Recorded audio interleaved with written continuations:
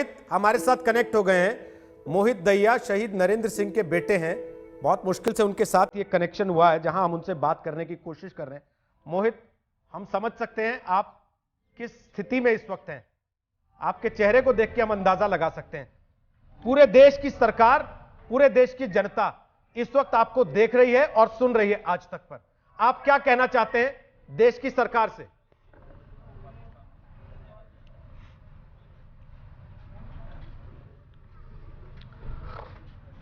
एक बात है, सरकार, ओपोजिशन सब अलग है। सब पहले देशवासी हैं हम। तो पहले तो गर्व है मुझे मेरे पिता के अमर होने पे, उनके तिरंगे के उसमें जाने पे। अब बात आती है इस चीज़ की सर, कि ये जो गौरवता जो आप देते हो अभी इस समय, ये बस थोड़े समय के लिए रहती है सर। आप जो भी आप लोग बैठे हो, मुझे नहीं पता सर कौन बैठ के बात कर रहे हो। ये हर दिन होता है, कुछ भी होता है सर। मैं नहीं कर रहा हूँ क्वेश्चनेबल। आप हर अथॉरिटीज़ आंसरेबल है, क्वेश्चनेबल है। आप लोग हर चीज़ करते हो, अपने दम पे कीजिए। पर एक प्रैक्टिकल पॉइंट ऑफ व्यू पे अप्रोच कीजिए सर। मैं सुबह से सिर्फ एक ही गुजारिश कर रहा हूँ, जो भी आपकी रूलिंग पार्टी है, जो भी कुछ है, पहले आप सब एक देशवासी हो। और मुझे ऐसे अच्छा नहीं लग रहा है सर कहना कि मैं एक शहीद का बेटा हूँ। ये कहना मुझे गर्व है, पर इस चीज़ से मुझे ये चीज़ें मांगना कि अब मैं अपने घर को कैसे चलाऊंगा, अब मुझे मेरी जॉब चाहिए या कुछ भी चाहिए, ये चीज़ें मांगना इस बात से कहेगी कि मैं एक शहीद का बेटा हूँ, ये बार बार मुझे शर्मसार करेंगी। तो मैं इस बात, मुझे सब लोग सुन पा रहे हैं। मैं आपको एक बात बताता हूँ, लोग आर्मी, BSF इन सारी चीज़ों से क्यों अपना, ये सारी चीज़ों से होता है, ये यही होते है कि आप इसके बाद आप कैसे संभालते हो। अभी हुआ, हमें हमें फील हो रहा है, गौरवता मुझे महसूस हो रही है अंदर से, सुबह तक मुझे महसूस हो रही थी। उसके बाद कोई स्टेटमेंट नहीं आती है सर, ठीक है, खाली हो जाते हैं। मेरी एक माँ है, एक मेरा छोटा भाई है।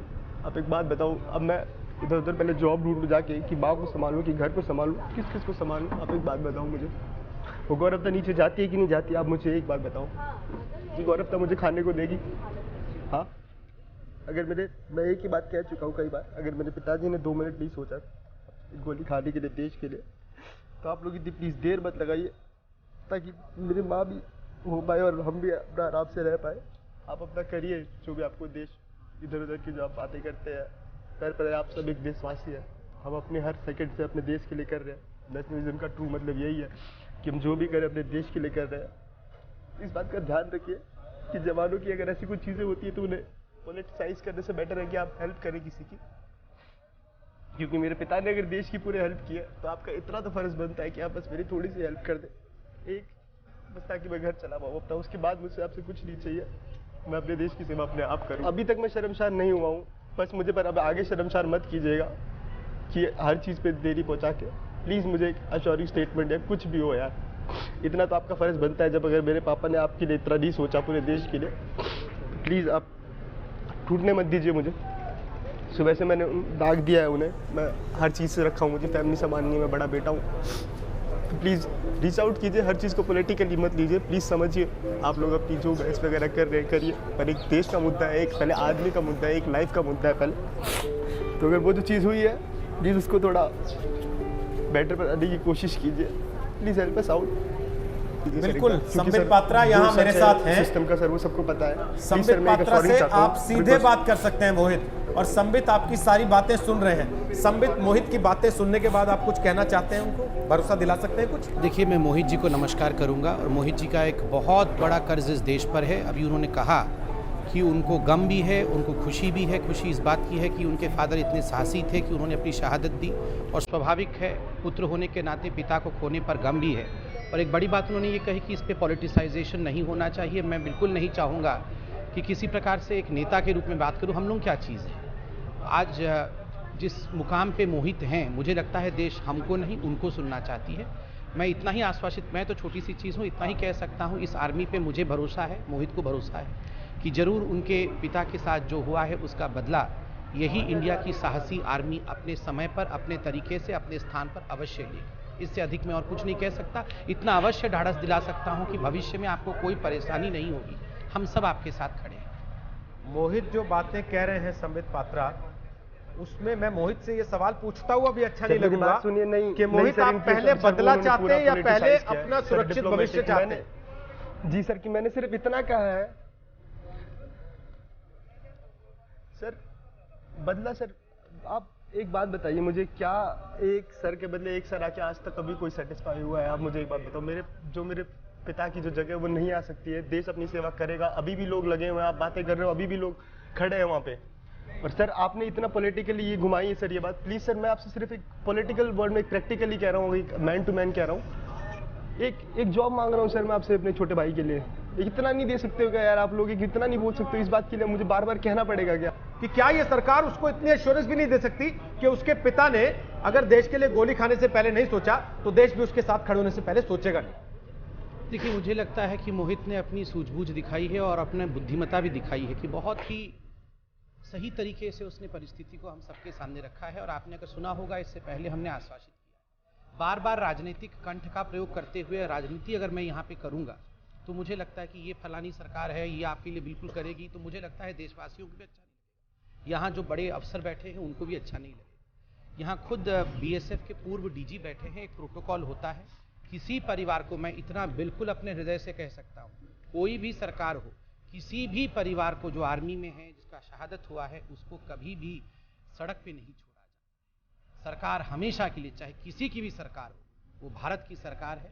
भारत हमेशा ही इन परिवारों के साथ, जिन्होंने अपना सर्वस्व न्यौछावर करके देश को बचाया है, उसके साथ खड़ा होता है, अभी भी खड़ा होगा, भविष्य में भी खड़ा रहेगा, कभी इनको झुकने नहीं देगा। आपको यहाँ पे भी लग रहा है कि पार्टी लाइन है, मुझे उसके अंदर बंद के बयान देना चाहिए, बड़े सारे प्रोटोकॉल्स होते हैं, मुझे उनको फॉलो करना चाहिए, जबकि वो बच्चा बार बार कह रहा है कि सर पॉलिटिसाइज मत कीजिए, उसको पॉलिटिकल लाइंस पे मत सोचिए, उसको सिंपल ऐसे सोचिए कि आप इस देश के एक नागरिक हैं। सर मैं चलता हूँ सर, देखिए बस आप लोग समझ, वो तो बिल्कुल सही कह रहे हैं रोहित जी, आप समझ रहे हैं पॉलिटिसाइज उनकी करने बात की को? कोशिश कर रहे हैं।